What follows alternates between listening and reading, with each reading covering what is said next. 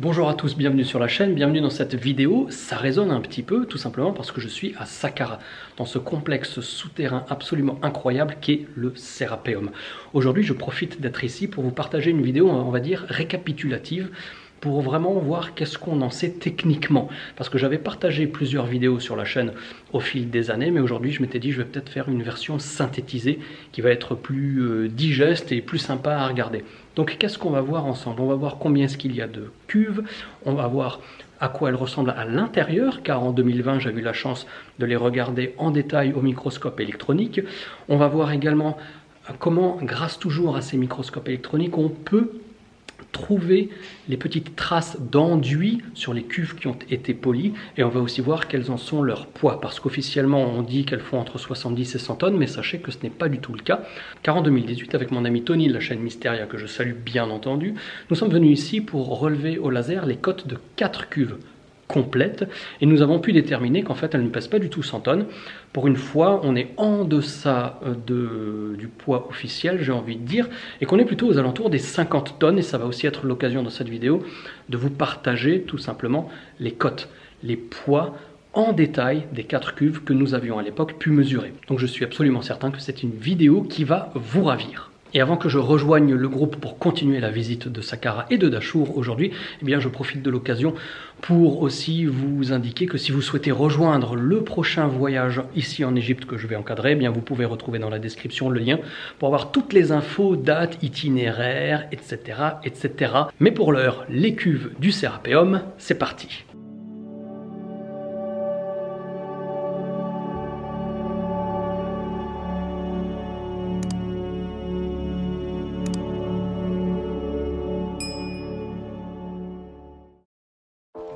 Ask you about love. Probably quote me a song. But you'd never looked at a woman and been totally vulnerable. Oh my God, put an angel on earth just for you. Could rescue you from the devil. Ou celle-là, elle va pas plaire. Cette vidéo, je pense qu'elle ne va pas plaire, et elle ne va peut-être pas plaire à la grande majorité d'entre vous, et peut-être, c'est un risque que je prends, elle va peut-être plaire aux, entre guillemets, personnes plus académiques. Pourquoi? Parce que, eh bien, on va parler du polissage. Dans la dernière vidéo, on avait vu que le polissage avait été complété, fini par un enduit. Mais dans cette vidéo, on va se soucier du polissage avant l'application de l'enduit. Pour ce faire, nous allons pénétrer dans une cuve peut-être la plus célèbre, et pour cause. Dans le Serapeum, vous savez qu'il y a de nombreuses cuves, avec 100 coffres, etc., des couvercles qui ont bougé, mais il y a une cuve qui a été explosée à la dynamite dans les années 1850, peu après sa découverte par Auguste Mariette en 1852, 51, 52, peu importe. D'ailleurs, on est déjà rentré dans ces cuves quelques fois avec les groupes, j'en ai même partagé des photos et des images sur la chaîne ou sur la page Facebook, mais aujourd'hui, on va toujours rentrer dans cette même cuve, que je vous présente un petit peu comme ça maintenant, avec la lampe torche pour que vous voyez, que vous immergiez un petit peu dans l'ambiance de ce complexe souterrain. Mais comme je vais vous le montrer sur ces images, eh bien vous allez voir que ce qu'on pense d'habitude concernant le façonnage du Serapeum, que ce soit du moulage ou des technologies un petit peu développées, ou des technologies tout simplement des techniques qui aujourd'hui demeurent inconnues, ou mal comprise, eh bien on va voir que finalement c'était peut-être beaucoup plus rustre que ce qu'on pensait. En tout cas, c'est uniquement sur cette petite partie de sarcophage que nous avons pu analyser au microscope électronique. Donc l'intérieur de ce sarcophage, il brille, hein, c'est vraiment du poli, c'est comme un miroir, comme vous le voyez sur cette image. Mais là où on a posé le microscope, je vous l'avoue les amis, j'étais absolument stupéfait. Car les traces, comme vous le voyez sur les images que je partage maintenant avec vous à l'image, les traces sont tous azimuts, dans tous les sens. Il n'y a aucune cohérence, il n'y a aucune ligne directrice d'un éventuel outil, que ce soit manuel, pas manuel, manuel mais aidé par un système un mécanisme quelconque ou autre. Là, on est vraiment dans tous les sens, ce qui laisse penser, et là c'est le truc peut-être hallucinant, qui va vous déplaire et qui m'a déplu lorsque je l'ai lu, ça fait penser à un polissage à la main, où on allait dans tous les sens avec peut-être du sable, avec d'autres techniques qui sont peut-être autres que celles auxquelles on pense habituellement. Eh bien, c'est quand même un petit peu embêtant. Embêtant tout simplement parce que ça fait moins rêver, j'ai envie de dire, mais la ligne directrice d'honnêteté intellectuelle que je m'impose sur la chaîne m'oblige évidemment à partager ça avec vous parce que c'est quelque chose d'essentiel, mais toujours est-il que visiblement on n'a pas une technique aboutie, récurrente, pas robotisée, j'ai pas envie de dire ça, mais on va dire automatisée, que ce soit l'outil lui-même ou la main aidée par un complément, hein, genre le transhumanisme version taillage de pierre égyptologique. Mais ce que je veux dire, voilà, tout simplement, c'est qu'on a des traces qui laissent peu de doute concernant le frottement manuel où on est vraiment dans tous les sens pour pouvoir arriver à obtenir ce poli. Est-ce que ce sont ces mouvements qui ont donné ces traces, qui ont permis d'avoir le poli actuel, qui est toujours d'un niveau absolument incroyable? Je ne sais pas, on ne peut pas l'affirmer, mais toujours est-il que ces traces, elles sont bien là, et elles constituent un élément de plus qu'il faut intégrer pour pouvoir l'articuler avec d'autres éléments que l'on voit sur le site, qui, in fine, je l'espère, permettront d'apporter une réponse, pas plus complète, mais un début de réponse, ou en tout cas de fournir une vision un peu plus exhaustive du Serapeum lorsque l'on y va, parce que c'est un site majeur, essentiel de notre passé, du passé de l'Égypte ancienne, mais qui, je ne sais pas pourquoi, est très peu analysé et sur lequel, finalement, on trouve assez peu de lecture, que ce soit dans l'officiel ou dans l'alternatif. Ask you about love, but they quote me a sonnet. You'd never looked at a woman and been totally wrong. Oh my God, put an angel on earth just for you. Aujourd'hui, c'est le début du projet Serapeum. Alors le projet Serapeum, qu'est-ce que c'est? On va mesurer toutes les cuves. Alors toutes les cuves, c'est le projet.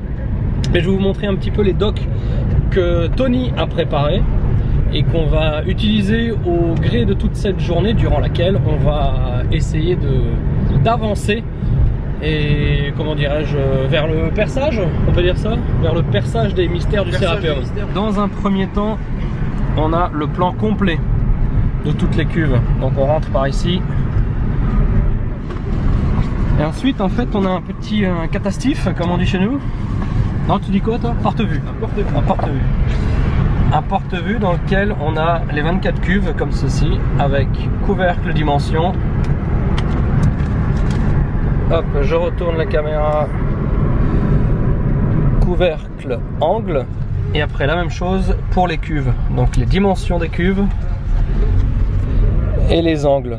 Par contre, je préviens, on a calculé qu'il faudrait une moyenne de 20 minutes par cuve pour pouvoir toutes les mesurer. Compte tenu de ce qu'il faut faire pour mesurer une cuve, je pense que c'est absolument impossible. Donc déjà, si on arrive à mesurer la moitié, on sera déjà pas mal. Et ce qui fait aussi, c'est que j'ai aucune idée de comment et quoi je vais arriver à filmer pendant la journée de mesure. Mais je vais quand même essayer de vous ramener un max d'images pour vous plonger au cœur du projet Serapeum. Il y a aussi la GoPro que Tony a derrière, que j'ai ramené. Je vais me la mettre sur le front en immersion totale quand on va aller au sein de toutes les cuves pour les mesurer. Et puis voilà, bon, il y a quelques mesures qu'on n'est pas sûr de pouvoir obtenir. J'essaierai de l'expliquer en fait. Mais voilà, on est parti le cœur vaillant et puis c'est déjà pas mal, non? Advienne que pourra. Advienne que pourra. Allez, 1,65. Alors, combien? 1,665 pour la hauteur.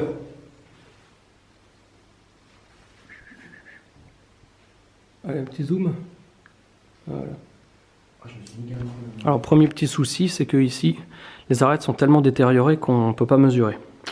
Malheureusement, pour ce qui est du couvercle. Ça va là-haut, Tony? Très bien. Très bien. On va quand même faire la hauteur, ce qui est la longueur G sur nos petits plans. Pour l'arête du milieu, c'était 1,20 m. Pile. Ouais. 1,2. Ah, 20 pile. 1,200. Oula.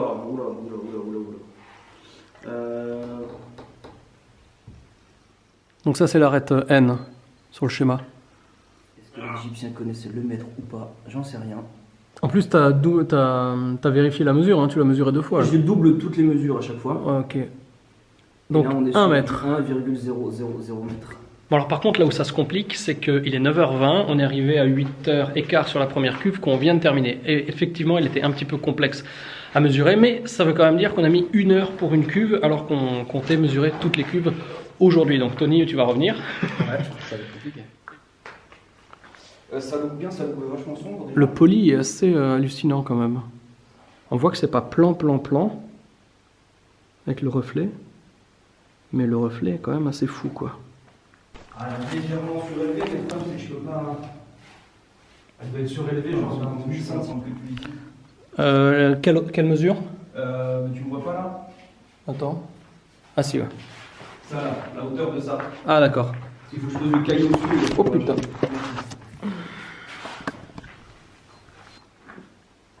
Ah, combien on avait de l'autre côté? La toute dernière mesure. Attends, ça c'est quoi? C'est la K pour l'autre cuve. 0,508. C'est ça.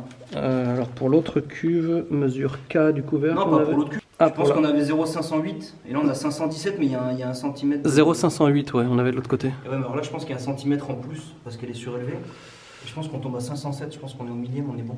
Bah attends, il faut mettre la butée alors. Ouais, vas-y. vas-y. C'est la butée s'il te plaît. Ah ouais, je la passe, attends. Bon, je coupe, hein. Tu peux le filmer de là-haut? Hop là.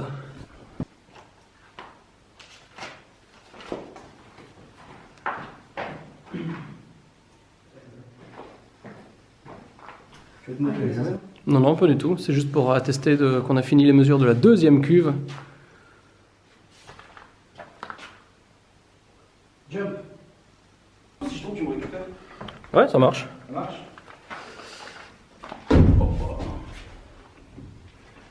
Transporter au Bien vu l'aveugle. Et je pense qu'on ne peut pas rentrer au fond, le couvercle qui prend toute la.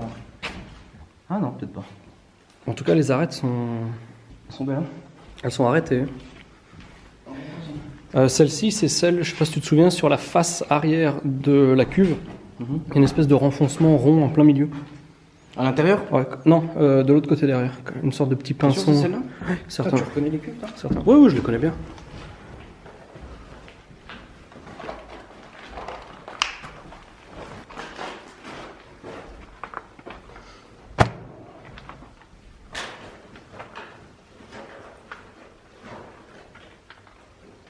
Ouais, c'est de ça dont je parlais.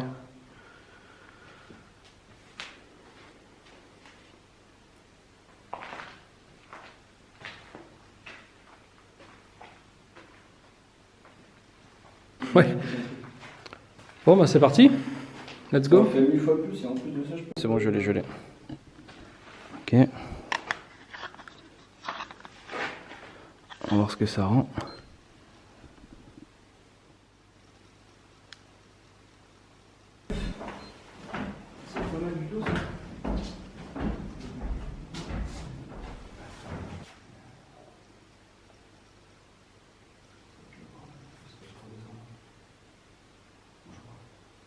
Bon, il n'y a plus que les longueurs du couvercle et la largeur du couvercle côté couloir. Okay. Et après, on aura fini cette troisième cuve. Allez, quatrième cuve.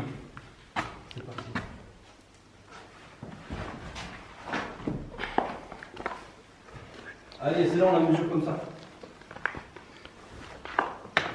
On va au stroboscope. Ah, tu filmes, pardon. Ah, c'est bien, ça va pas être pénible. Ok. Ouais. Bon allez, je pose le bordel et on attaque la quatrième cuve. Bon voilà, petite première interruption des mesures. J'espère la dernière. On espère la dernière, effectivement. Car maintenant, on nous dit qu'il faut aller voir un monsieur Sabri pour remplir des papiers pour pouvoir continuer les mesures. D'ailleurs, on a fait une très jolie rencontre dans le Sérapéum de Français qui vivent à Alexandrie. Donc si vous êtes sur la chaîne et que vous regardez la vidéo, eh bien on vous salue. C'était très sympa d'avoir échangé avec vous pendant quelques instants. Donc apparemment, ils ont décidé de manière unilatérale qu'on allait monter avec les Français qu'on a rencontrés dans le Sérapéum, parce qu'ils vont nous déposer à 200 mètres au bout du chemin. Bon, je sais pas trop... C'est un peu la foire. C'est n'importe quoi.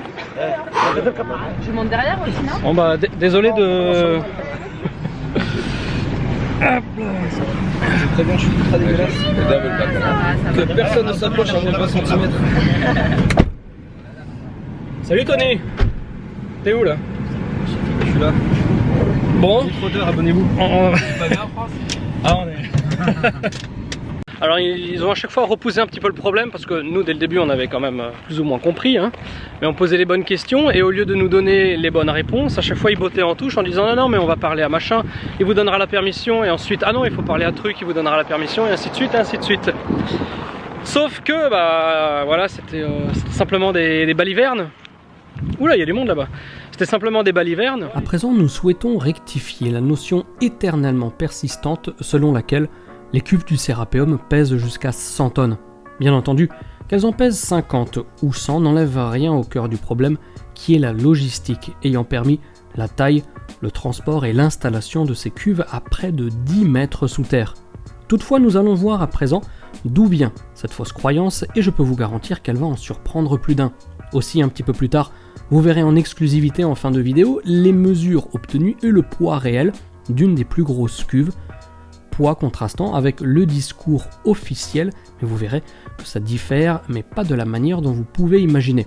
Dans ce complexe funéraire où 64 momies de taureaux sacrés ont été mises dans des sarcophages en bois pendant toutes les dynasties ayant récupéré le site, les vestiges datant d'une époque pré-dynastique excitent bien du monde. Pour une fois, ce ne sont pas les alternatifs entre guillemets, bien que je n'apprécie guère le terme alternatif car il est très réducteur et relativement galvaudé par les délires d'une poignée d'égocentriques fantasques. Donc pour une fois, ce ne sont pas les alternatifs qui exagèrent ou avancent des éléments comme des vérités alors qu'ils n'ont jamais été vérifiés. Cette croyance selon laquelle ces cuves pèsent jusqu'à 100 tonnes date de l'époque de la redécouverte du site par Auguste Mariette au milieu du 19e siècle. En effet, dans son livre « Le Sérapéum de Memphis » datant de 1857, Auguste Mariette détaille les trouvailles faites dans le Sérapéum. Trouvailles parmi lesquelles tout un tas de statuettes et sépultures de taureaux. Évidemment, il y a également la mention des fantastiques cuves qui nous interrogent et qui sont pleines encore de mystères, mais sur les 114 pages de son ouvrage, étonnamment, il n'y a qu'une minuscule mention de ces cuves. Et c'est cette mention, justement, de laquelle est partie l'extrapolation des cuves à 100 tonnes.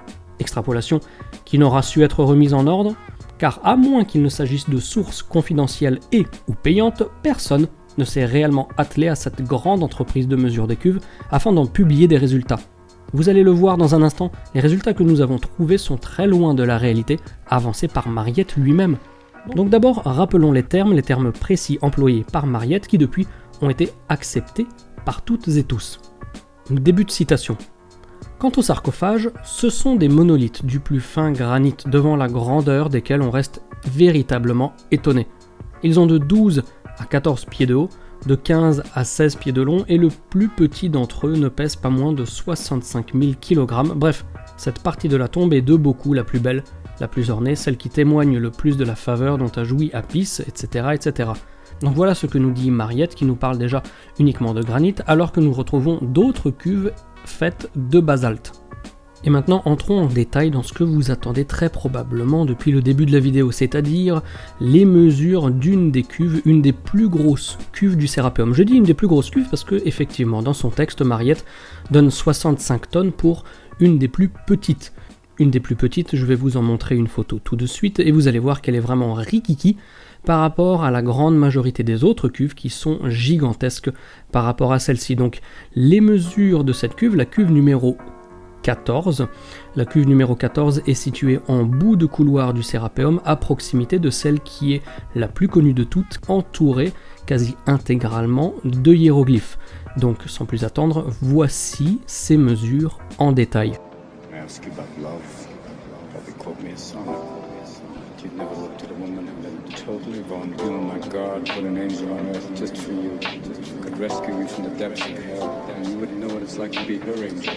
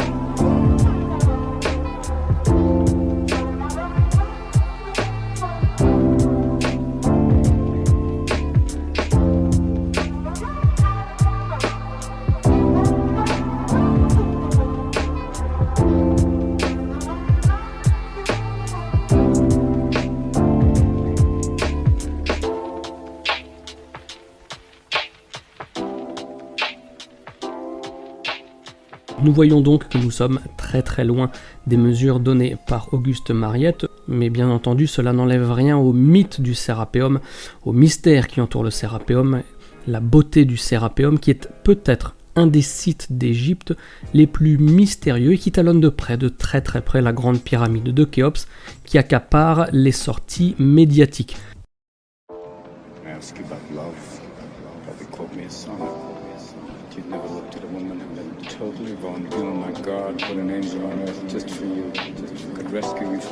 Ah, il aura fait couler de l'encre ce Sérapéum, ça c'est certain. Alors aujourd'hui, dans la vidéo, on va parler du polissage avec un enduit. C'est vrai que sur d'autres cuves, on voit aussi cette espèce de poli, de brillance, mais on ne peut pas s'approcher. Et autour de cette cuve, on constate une première chose, c'est que les hiéroglyphes qui ont été taillés, les messages qui ont été écrits sur la cuve, eh bien, ont été faits d'une manière vraiment très rustique par rapport au niveau d'élaboration de la cuve en elle-même. Mais au-delà de ça, eh bien, on voit également que ces hiéroglyphes, ils sont taillés sur le poli, c'est-à-dire que là où il n'y a pas d'hiéroglyphe, il y a le poli. Si le poli avait été mis après les hiéroglyphes, on le verrait un petit peu dans les tailles et là où la pierre est apparente suite à la taille. Donc bien évidemment, la question que tout le monde se pose, c'est qu'est-ce que c'est que ce poli, cette espèce d'époxy, bref, on ne sait pas trop ce que c'est. Alors je vous le dis tout de suite, on n'a pas analysé ce poli, tout simplement pourquoi ? Parce que d'une part, c'est interdit de faire des prélèvements comme ça sauvages, et d'autre part, pour qu'il y ait une éventuelle légitimité à des résultats, eh bien il faut aussi que le protocole d'échantillonnage soit inspecté et validé. Donc 100 personnes d'officiels entre guillemets pour travailler là-dessus, ça ne servait presque à rien d'analyser le poli. Mais par contre, ce qu'on a pu faire, c'est de s'en approcher, de le toucher avec les yeux en détail, vraiment avec un microscope électronique. Et sur le couvercle du sarcophage, ou de cette boîte, cette immense boîte, eh bien donc on a ce poli. Et à mesure qu'on regarde en dessous, on voit, comme lorsqu'on fait renverser un verre d'eau sur une table, l'eau va couler sur la tranche, puis elle va goûter par en dessous, et ensuite elle va tomber au sol. Quand on se balade en dessous du couvercle du coffre, il y a quelques endroits où vraiment on peut le voir. On le voit à l'œil nu, c'est assez flagrant comme vous le voyez sur ces images, sur des images qu'on a pu ramener, mais le plus intéressant c'était vraiment de voir au plus près. Ça ne fait pas avancer le schmilblick, je dirais, en termes de composition de l'enduit, un enduit qui visiblement a tenu maintenant des milliers et des milliers d'années, au moins 3500 ans, mais ce qui est intéressant c'est de voir que cette idée d'enduit, c'est pas un délire sorti d'un petit peu nulle part. Donc je vous le montre en image, comme vous le voyez. Donc on a cet enduit.